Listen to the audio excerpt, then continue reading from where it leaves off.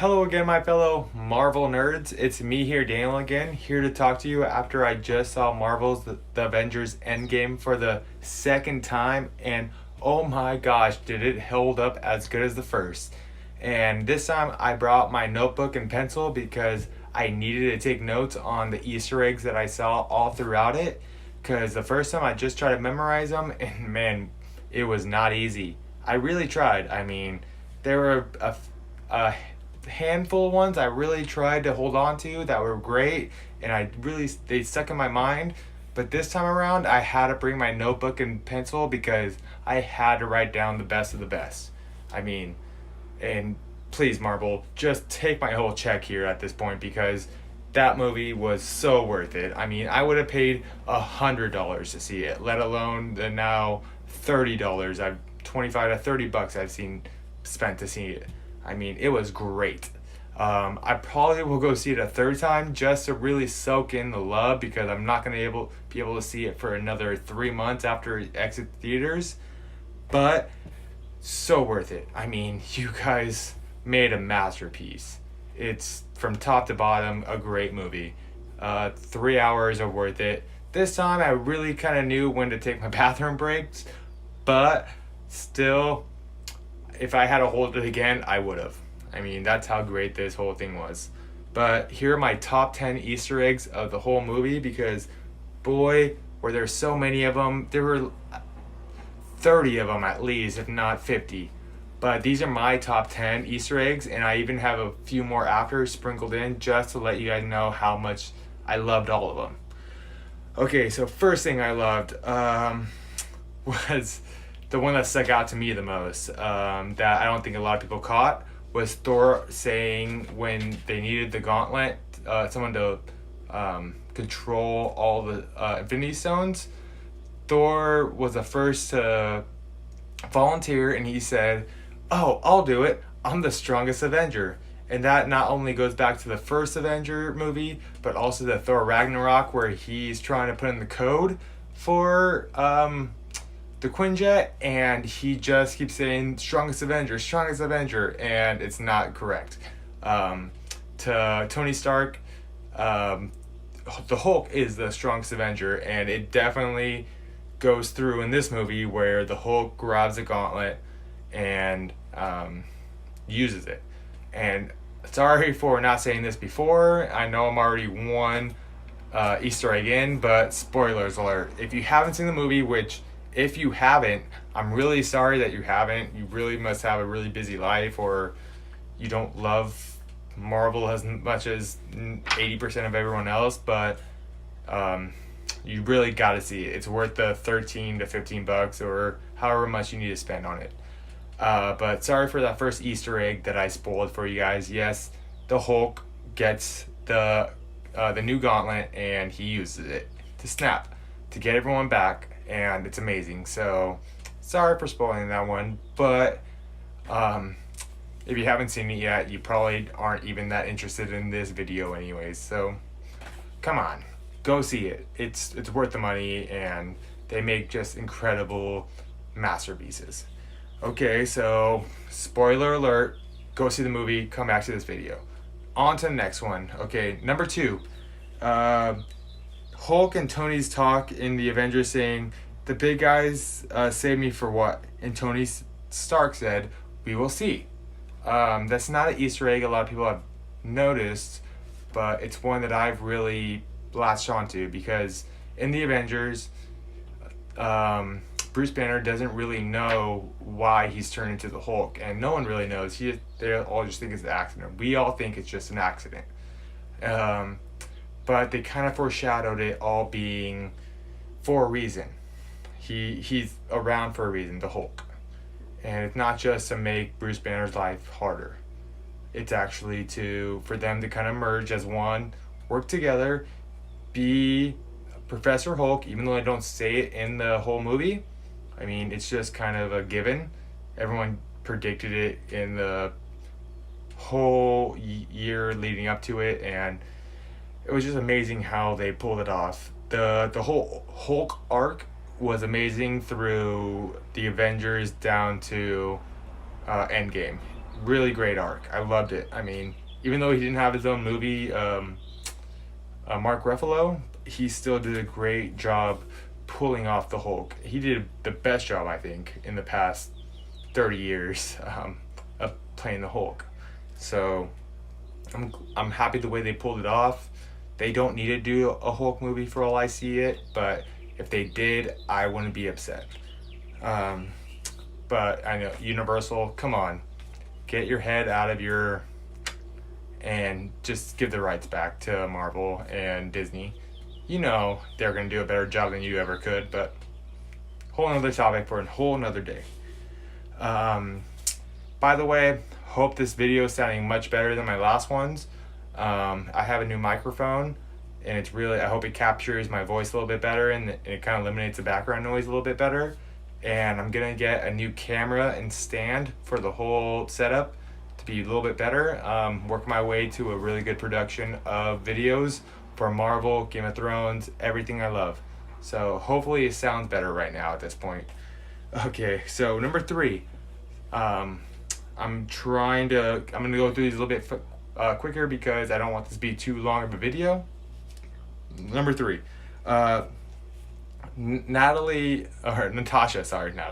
Natasha lands on the ground of Vormir just like Gamora did. Same pose, same everything. It was shot for shot pretty much, and you couldn't even really tell the difference if you're just watching one movie or another. Great shot for shot. Loved it. Okay, next one so we can hurry it up. Number 4, the Ant-Man helmet in the 70s was reminiscent of the Ant-Man helmet in the comics. That was just, I saw that just like that. Sorry for the snap. It's not the movie, but I mean, I've been doing it all week now. But yeah, just like it. I loved it. Right when I saw it, I knew what it was. As a nerd, I definitely knew what they were going for, which is great.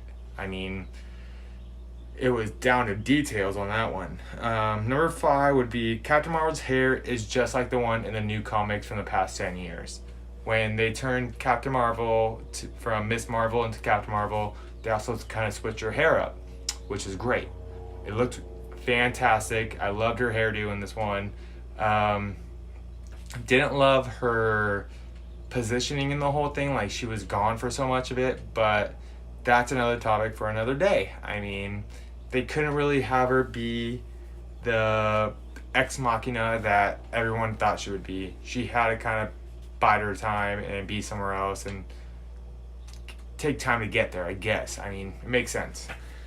The cutting of the hand of Thanos' glove in the first 20 minutes, they always do that in phase 2. The Russos love that. It's their poke to the Empire Strikes Back, which is amazing.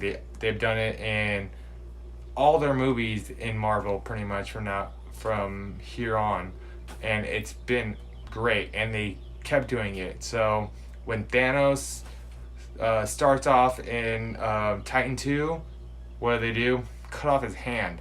Great job. And a side note for that one would be Nebula burning her hand to get the orb, and that was more reminiscent not of Empire Strikes Back, but they kind of did a callback to the Terminator Part 2, where he burns his hand just to help out, and that's what she does just to help out. Great job, you guys. I mean, the writing in this one, Marcus and McFeely, it was, like I said, it isn't the Russo brothers who wrote it, but Marcus and McFeely. I actually like to say McFeely and Marcus because everyone gets Marcus and McFeely first. I mean, come on. Really? But the Russo brothers did a great job at directing it. But great job at a callback to Terminator Part 2. Loved it. So number 8 would be Edwin Jarvis from Agent Carter. This is the first time they've ever had a TV character on the movies, and this was the perfect character to have because I loved it. I think everyone else loved it. and it just shows why Tony named Jarvis Jarvis. Is because his butler as a kid was Edwin Jarvis, a real butler to his father. And I really couldn't have done a better callback to that. Sorry, I've been up a lot and really been studying this, so I need a drink of water. It's been a long night.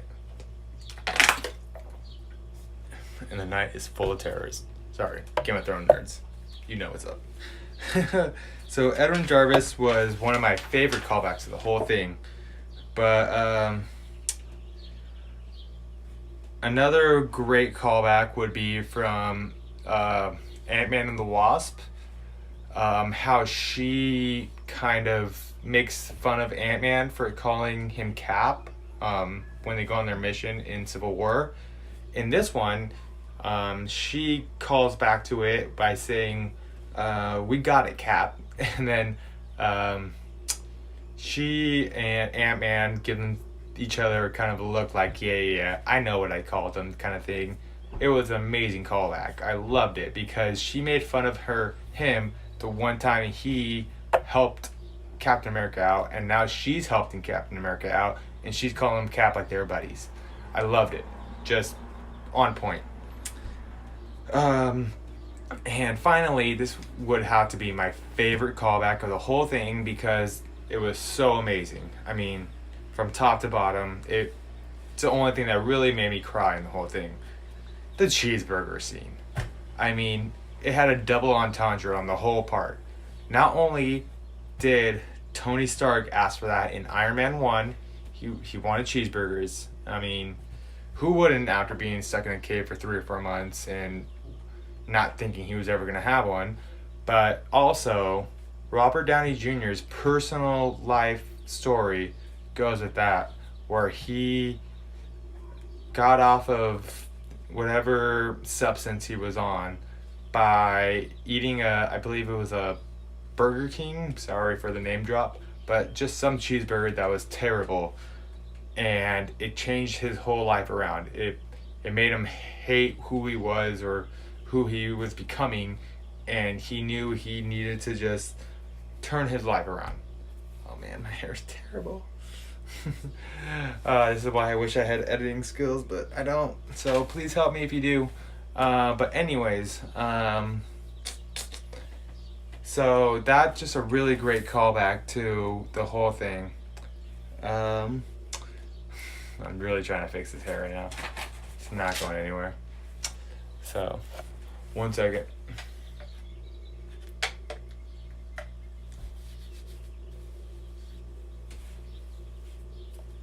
Oh, that's better. So that was probably my top 10 Easter eggs of the whole thing. I really thought the whole movie was amazing with a lot of Easter eggs with Thor and Rocket and Ratchet, and the whole thing was amazing. But here's a little extras I sprinkled in because I just couldn't just narrow it down to 10. I just had to make a little category of extras. They're all great, but those are my top 10. These are my extras. Number 1 would be the female Avengers. Loved it. Great job, you guys. I mean, the way they collected all the female Avengers and they whooped butt.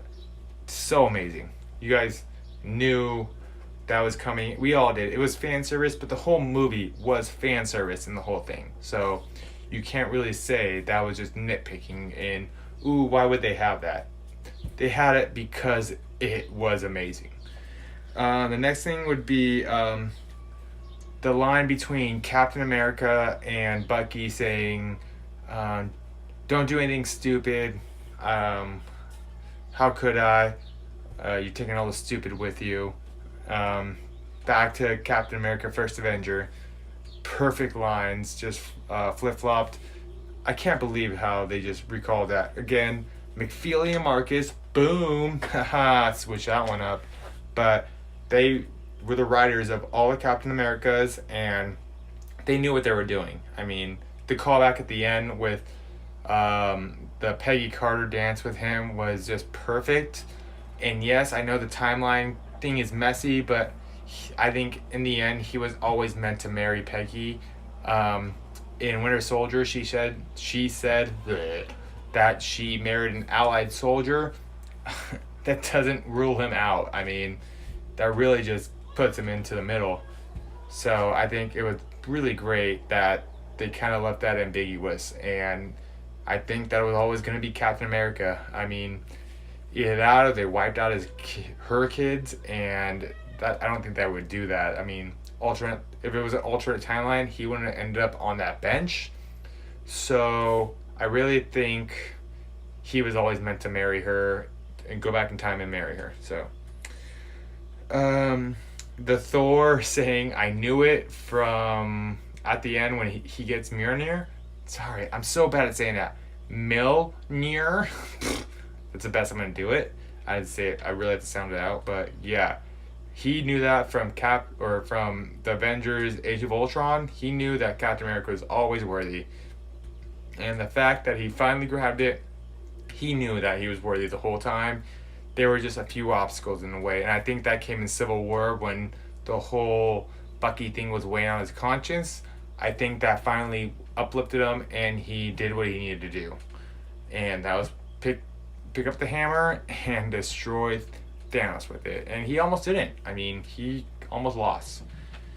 Another thing that a lot of people don't notice was the Clint and Black Panther back and forth. When Clint has the glove, Black Panther says, "Clint, give it to me." In Civil War, they have an encounter, and Clint says, "Hi, we haven't met yet. I'm Clint." And Black Panther says, "I don't care." Well, now he cares because they're a team and they're willing to work together, and now he does care. That was just great callback. And finally, I think the thing I love best about this movie was the message. It was down to the point. It was, if first you don't succeed, try again. I mean, they didn't succeed in Infinity War, but they weren't willing to give up. Neither should anyone in life. I mean, you shouldn't think that you're going to succeed in the first try. No one should. I mean, if you're going to succeed on the first try, then you're just going to be like Thanos, be pompous, be over the head, and kind of just think that you're the best, and it won't work out for you. I mean, even with Iron Man, it didn't work out. He won the first couple times, and he thinks he can always win. And that's not the case. You gotta lose sometimes to win after that. So I loved it. I love the message. I love that they didn't call it Infinity War Part 1, Part 2, because that wasn't the case. Like they said, this was Infinity War and this was Endgame. I loved how they did it. I loved the message. I loved the Easter eggs and just the tiny details that they sprinkled in from top to bottom. And I just really think that they did a perfect job at it. So my grade on this whole movie would be, I mean, after seeing it a second time, would be like a 9 out of 10. I mean, yes, there's a few loopholes. Yeah, I mean, they could have tied it up a little bit better, but time travel is so hard to do. How can you really do time travel great? Even Back to the Future could have done it better. I mean, and they had 3 movies to really just do time travel. Like I said, the Avengers really wrapped it up with the Infinity Saga. Kevin Feige did a great job. I can't believe how great this movie was. I'm gonna go see it a third time because just masterfully done. It's not a movie. It's a masterpiece. That's the best way I could put it. I mean, they knew what they were doing the whole time. They brought everyone together at the same time. The final battle was just, great job, you guys. I mean, Marvel's Endgame, beautiful. Don't stop. And really, guys, thank you for watching this, and I really hope you enjoyed it. Please hit the subscribe button. Make comments down below for what I can do better, and tell me what editing apps I can use to make this a little bit better. I know I can get better. We can all get better in life, so keep striving for perfection and you'll hit excellence. Hit the thumbs down if you really think it wasn't a great video. I mean, trust me, I know I don't do great all the time, but I can get better. So thumbs up it if you liked it, thumbs down it if you think I can do better. But please subscribe so I can definitely know the love. And please, I hope you guys have a great weekend, and I hope you guys enjoy this movie. Stay awesome. Peace out.